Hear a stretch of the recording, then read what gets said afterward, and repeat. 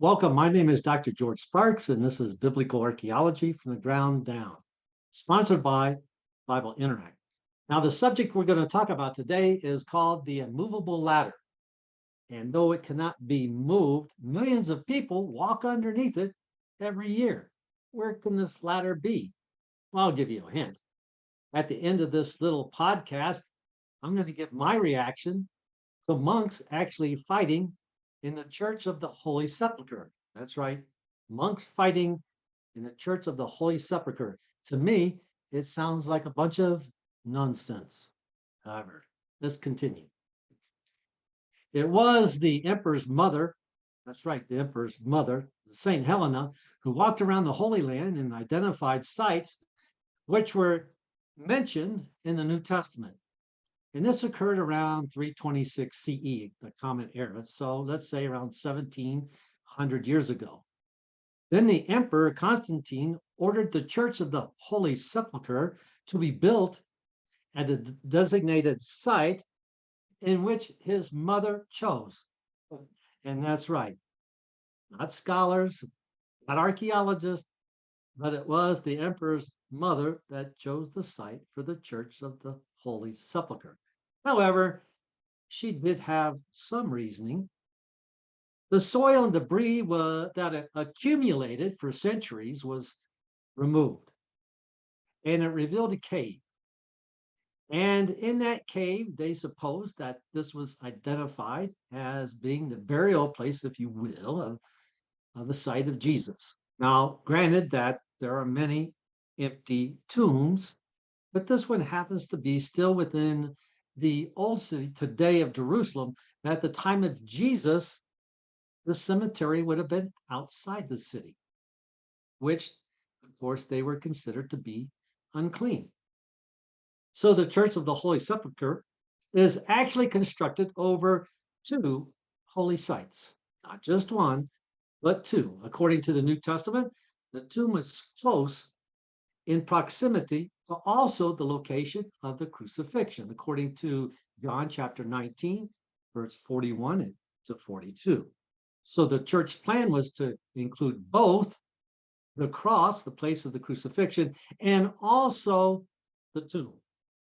Now, the Church of the Holy Sepulchre actually is not occupied by one, two, or three denominations, but actually 6 Christian denominations.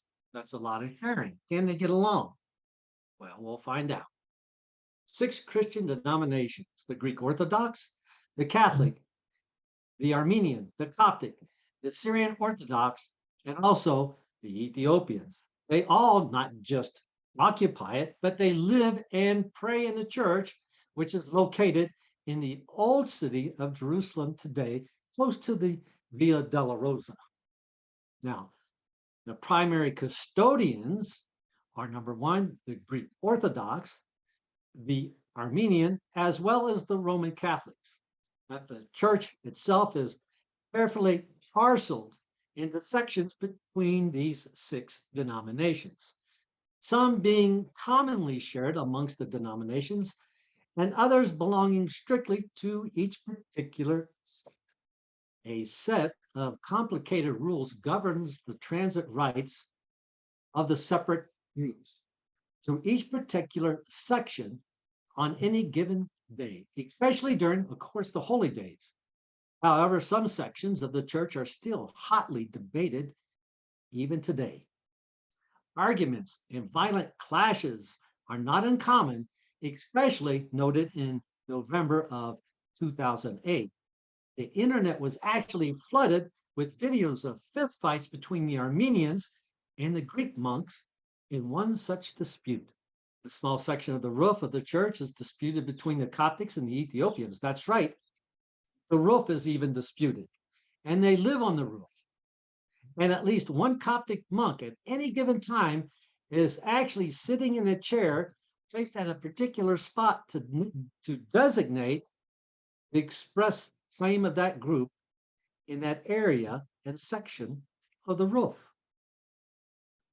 However, on one hot summer's day, a monk actually moved his chair 20 centimeters, not 20 feet, not 20 inches, 20 centimeters into a shaded spot. Now you think on top of the roof of the Holy Sepulcher, it probably could get well over 100 degrees. So now you and me could probably understand that, but can 6 different denominations of monks that live together in the Church of the Holy Sepulcher, one of the most holy spots of Christendom, can they get along with that movement? That's 20 centimeters. What do you think? This was interpreted as a hostile act and a violation of status quo. A fight broke out in which 11 monks were hospitalized as a result of this provocation, moving the chair 20 centimeters. I mean, what do they think they're doing? This state of affairs makes any agreement about the renovation and repairs of the Church of the Holy Sepulchre almost impossible. Thus, the church is in a state of decay as a result. In other words, they debate over who's going to repair what section instead of just repairing it. Okay, well, that's about a chair now. Well, what about the immovable ladder? If a chair only has to be moved 20 centimeters, well, what about the ladder? Well, the famous immovable ladder is a bizarre outcome of religious stubbornness pushed to the extremes.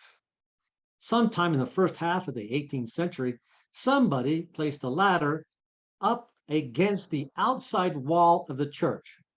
And it's right above, or almost above, to the right of the entryway where millions of tourists and pilgrims enter into the Church of the Holy Sepulchre. Now, no one knows for sure who this monk was, or more importantly, if you will, which denomination he belonged to. The ladder remains thus there to this day, and no one dares touch it lest they disturb the status quo and provoke the wrath of the monks. The exact date when the ladder was placed is not known, but there's evidence. One of the first evidence is an engraving that dates back to 1778 by E. Horn. Now, the ladder has not even moved since. Now, if the emotional wrath of the monks is provoked by simply moving a chair 20 centimeters, what would happen if somebody actually took the ladder? Well, I don't know about you, but it sounds like, once again, a bunch of nonsense in the Church of the Holy Sepulchre.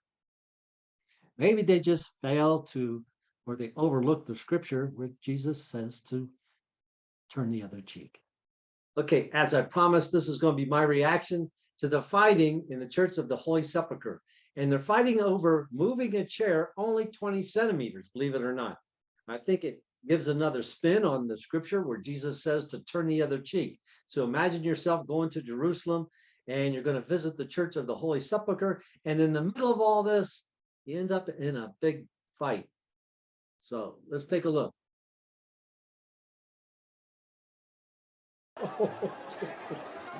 I'm going to put my money on the Armenians, I think, here. There they are back in. Oh, no, they're still fighting. How many cops are there? So 11 monks went to the hospital. Oh, man. Well, at least these people, they're filming from the second level. Oh.